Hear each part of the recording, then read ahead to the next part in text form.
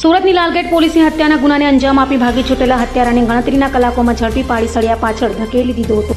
સુરતની લાલગેટ પોલીસ પાસેથી મળતી માહિતી મુજબ લાલગેટના હોળી બંગલા પાસે મક્કા પેલેસ નજીક રાત્રિના સમયે અલ્તમસ અંસારીની ચપ્પુના ઘા મારી સંબંધી મામા સફી ઉર્ફે શેરા અંસારીએ ઘાતકી હત્યા કરતા પોલીસ દોડતી થઈ ગઈ હતી અને સુરત પોલીસ કમિશનર અનુપમસિંહ ગેહલોત, અધિક પોલીસ કમિશનર મીણા તથા ઇન્ચાર્જ નાયબ પોલીસ કમિશનરની સૂચનાને લઈ પીઆઈ એચ.જે. સોલંકીની ટીમ પીએસઆઈ એચ.એ. અંસારીના માર્ગદર્શન હેઠળ આરોપીને ઝડપી પાડવા મેદાને આવી ગઈ હતી અને તાત્કાલિક તપાસ હાથ ધરી હત્યારા આરોપી સફી ઉર્ફે શેરા અખ્તર અંસારીને ઝડપી પાડી સળિયા પાછળ ધકેલી દીધો હતો.